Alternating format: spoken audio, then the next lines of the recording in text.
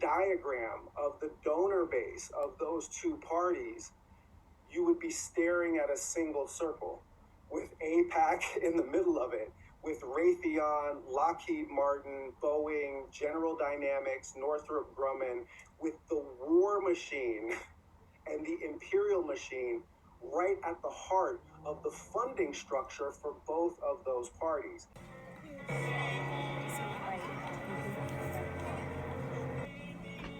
This is a waste of taxpayer money, and it encourages a militaristic attitudes, and it misleads youth and others. So there are more, but I think that's probably you get the point. At that time, and there was a kid in our neighborhood that got shot and killed in his own backyard playing with a water gun. Okay.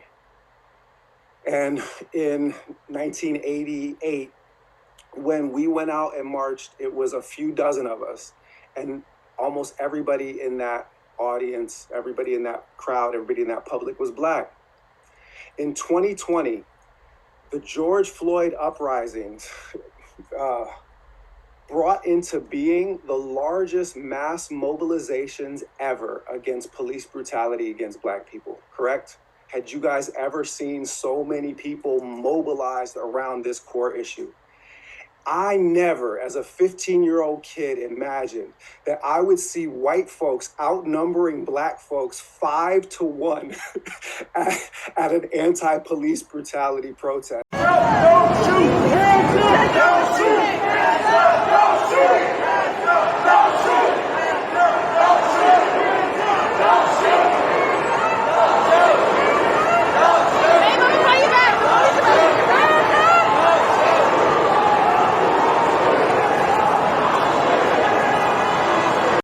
Kwame Ture said mobilization is temporary and ephemeral. Organization is permanent and durable. It is repeatable. It is not an episodic stance for justice. It is an institutional and structural one.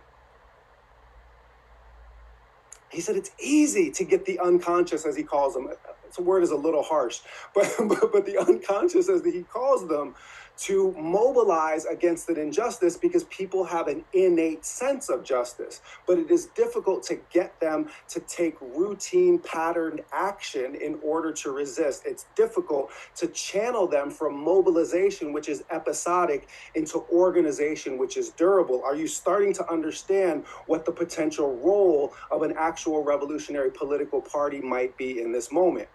So what happens when the mobilization does not become organization?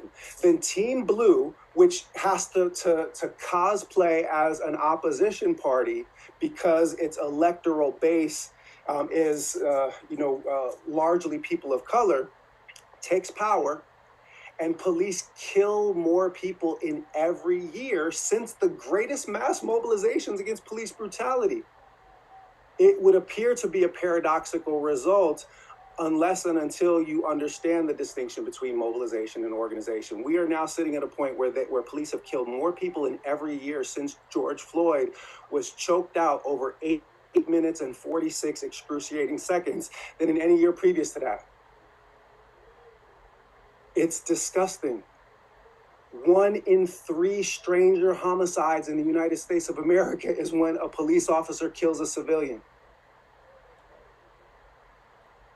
And we now see cop cities that were, built in Democrat-controlled cities, Democrat-controlled states, the escalation of massive repressive police force. Calling for an end to the Georgia International Law Enforcement Exchange, which brings the same Israeli occupation forces that are murdering Palestinian children right here to Georgia to train our police officers, and then they turn around and murder Black children in the street.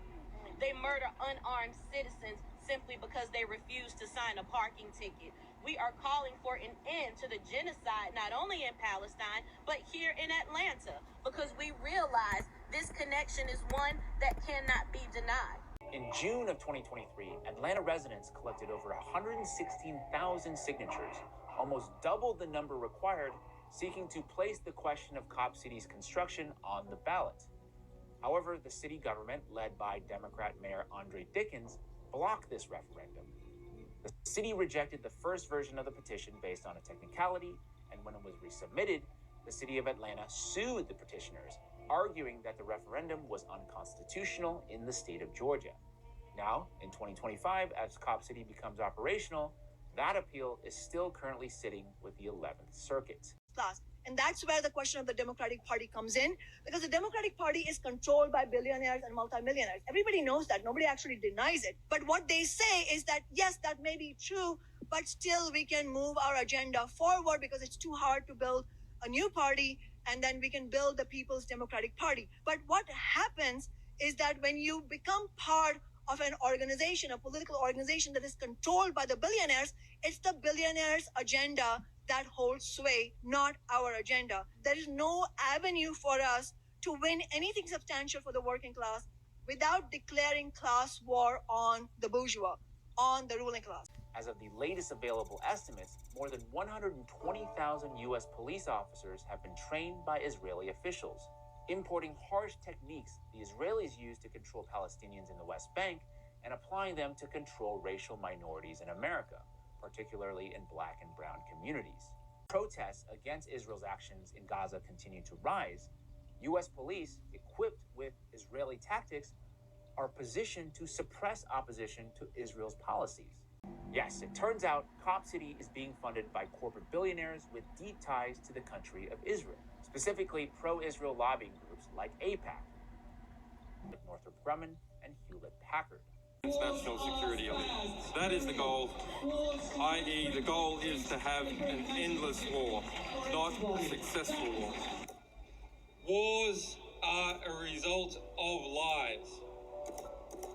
Every war is an opportunity, not just for victory, not just for territory or ideology, but for financial cleansing. The pattern is timeless: crisis, chaos, cash flow, reconstruction, repeat. War creates the perfect conditions for money laundering because war creates confusion. Audits are delayed. Oversight is suspended. Secrecy is justified. Emergency powers are granted. And in that fog, vast sums of money move from dirty to clean, from illicit to legitimate, from blood-stained to respectable. Money laundering isn't a side effect of war. It is the business model. I believe that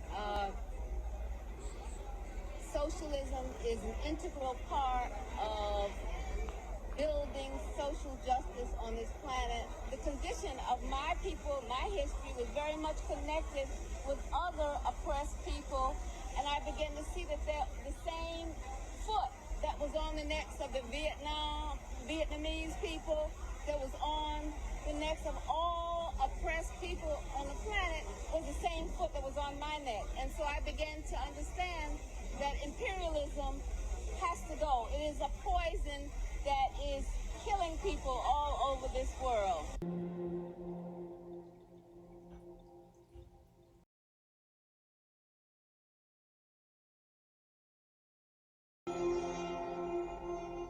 Nearly all the deaths are in incidences that kill just one or two people. A little girl on the street who would, in the yellow dress, who would frequently go to collect candy and so on from U.S. troops. One day a tank goes past, and for an inexplicable reason a shooter comes out of the U.S. tank and blows her away. There are just so many of these incidences.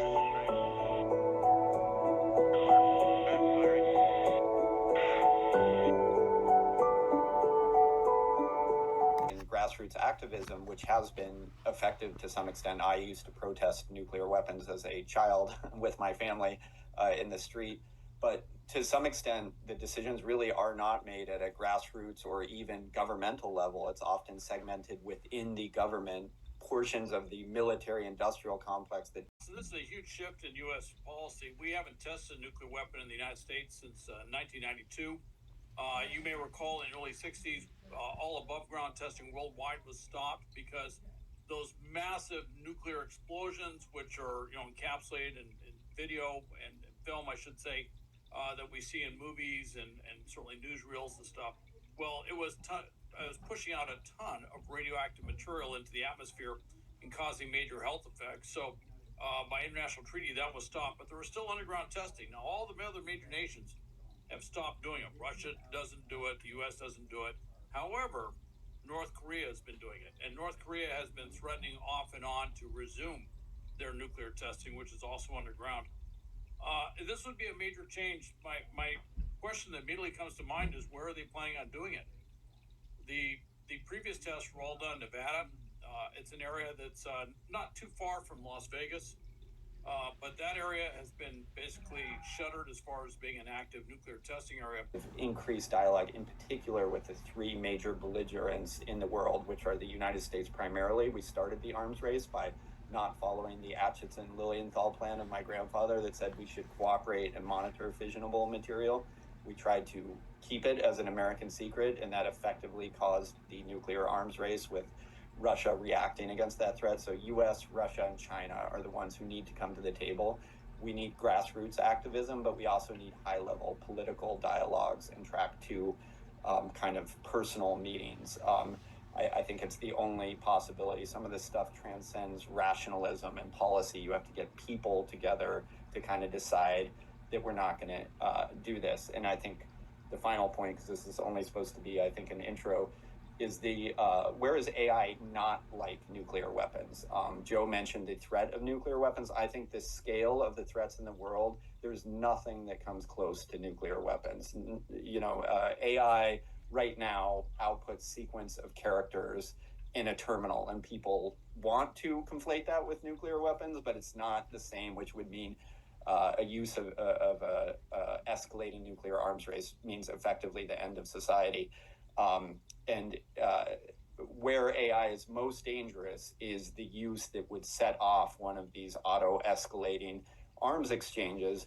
And if you're dealing with things this difficult and almost unsolvable, I think that there's a sliver of AI that can be an agreement period to talk about the threats of AI and nuclear weapons, which is that nobody in the world wants an accidentally caused nuclear arms race. Everybody agrees on that. Russia, China, US, you don't want that. It's kind of a simplistic view of it, but if you can come to one sliver of something that we agree on and say, okay, we don't want to have that, that can kind of bring especially the most fractious parties in the world, in particular US, China, and Russia, together to say, okay, we'll agree on that one area. Let's not have an accidentally caused nuclear arms race. And I think that is potentially the biggest threat in the AI space. So that's... Over 1/3 of eligible voters are not voting because they reject these toxic candidates and political parties being rammed down our throats. And who are those 1 out of every 3, more than 1 out of every 3 eligible voters who don't vote? They are largely people of color, low income, and youth. Exactly the people who benefit from the agenda that we propose. So this is a meltdown of empire, a meltdown of duopoly, and it is on the verge of that transformation to a people-powered politics. This is the American public, where 68% of Americans, last they asked, wanted an immediate ceasefire and an end to the genocide, where over 60% want a shutdown of all military aid to Israel. This is astounding.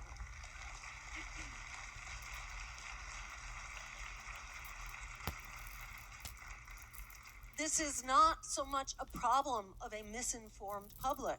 This is a problem of a public which is denied representation.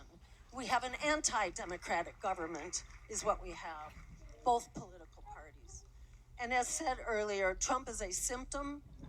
He is not the disease itself. He is part of the disease, but he is not the driver of that disease. He is a symptom of it. That disease is wreaking havoc on every dimension of our lives. It was, some months ago, it was said to be over 60% of Americans who are living paycheck to paycheck. Well, now that is over 2/3. It's now over 66% of Americans. Over half of Americans are now struggling to pay their rent, paying more than 30 or even 50% of their monthly income just to keep a roof over their heads. Meanwhile, the rate of homelessness is absolutely unprecedented.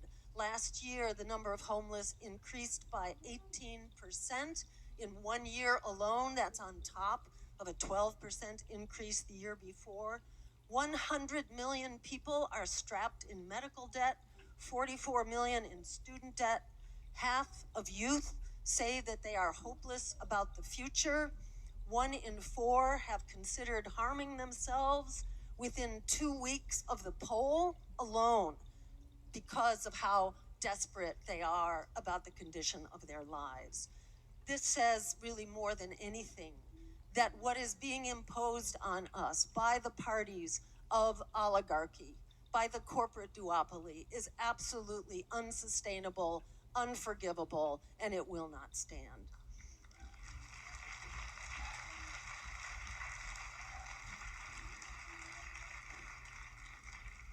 Do not be fooled for a minute. You know, we've all been kind of knocked off of our feet by this incredibly rapid assault, one thing after another. We're not sure how critical each attack is. Where are we to turn our attention before we've observed, before we have even come to terms with the last hit? There are 5 more the next day. So this is really designed to keep us on our back feet, to keep us basically falling over. But in fact, do not be fooled into thinking that there is support for the oligarch agenda. I say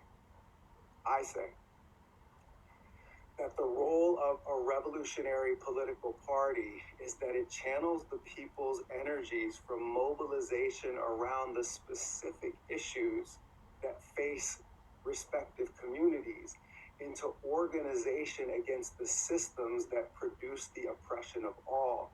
It means that we're no longer mobilizing around trans rights in a silo. It means we're no longer mobilizing around LGBTQ rights in a silo, or immigrant rights in a silo, or police brutality in a silo, or Palestinian liberation in a silo.